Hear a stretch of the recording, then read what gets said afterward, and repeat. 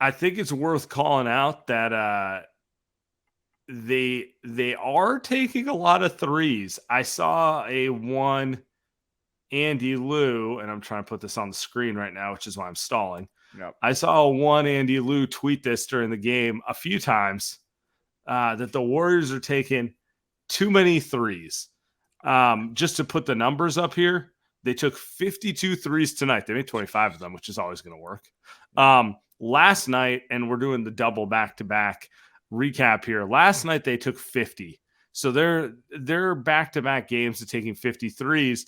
And I saw you mention this a few times during the game. So I want to just, pass the mic over to you, opine on this. Do you think they're shooting too many threes? So you can never say a team shoots too many if they have Steph and Poole and especially Wiggins tonight and Clay. I do think there are moments that this team does need to understand you don't need to shoot a three. You probably shouldn't. And I think it's two separate occasions. Number one, it's those times when Steph is on the floor. You don't have to play the way you play when Steph is on the floor. Anthony Lamb standing out there in the corner. Jonathan Kuminga's not cutting. Moses Moody is kind of floating around. And then you've got Draymond and Poole doing like a two-man game, running around, and nothing happens, right? And nobody's cutting. Nobody's even trying to shoot a mid-range jumper.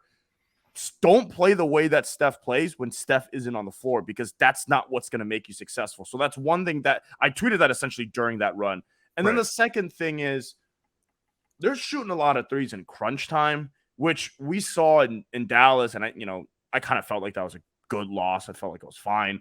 But I think this team tends to just shoot way too many when the game is on the line. Not many teams in the NBA have great rim protection guys. I mean, there's probably only a handful of the elite defenses have that. And I think the Warriors, they just get content to do that because that's the style of play throughout the first 40-plus minutes. They end up doing it the last 5. So it's frustrating, but Steph comes back in and he makes 2 threes and the game is over, right? So I just think it's hard. It's hard without veterans to switch up a style, to go from shooting 15 threes with Steph and Wiggs and Poole. All of a sudden, you've got Kuminga, Moody, and Lamb, and all of a sudden you're like, well, let's play a completely different style. I don't know how you can do that, but they probably should stop doing that. So do you think it's an issue of them? Do you think it's an issue of discipline or general ball movement that's leading to them here? I do think it's mostly the former, right? I think that's because they have too many guys that they're like, for example, it's Poole, Moody, and Kuminga, which is what I keep pointing out. Those guys are young, especially Kuminga and Moody, and they don't play basketball. They don't. Each game they play like 10 minutes max. So it's hard to tell them you should do what Andre Iguodala used to do, which is rein it back. Rein it back, not turn the ball over, and just kind of make it the game super boring, but maybe don't go minus 10 in those minutes and don't turn the ball over and don't take stupid shots. But it's hard to expect those guys to do that because I'm trying to figure out if Kuminga can just play basketball like a normal human being. So it's hard to expect him to do what Iguodala and Sean Livingston did. So I think it's just kind of unfair. But then you've got guys out there like not knowing what to do, and they're just playing the way that the starters play, and that's not going to work. That's an interesting point because it's like, and Draymond made this point earlier in the season. We're used to the second unit coming in and kind of slowing the game down and trying to just essentially buy 5 to 7 minutes, like just basically keep the game the same level, buy some time.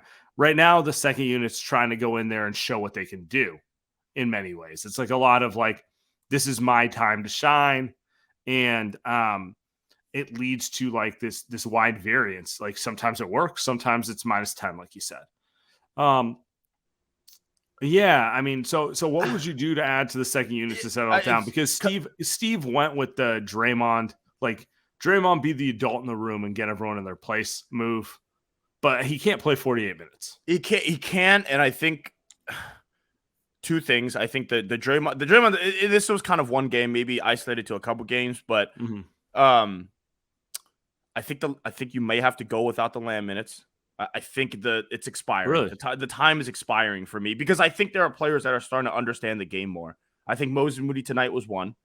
It's hard to play Lamb and then you've got Kuminga and Moody next to him, or you take Moody out and put JaMychal Green next to him. Dude, that's 3 guys that can't dribble. And all of them can't really shoot either. Like, I know Lamb's shooting 40%, but It's not a real 40% to me. And so all of a sudden, you got to pick.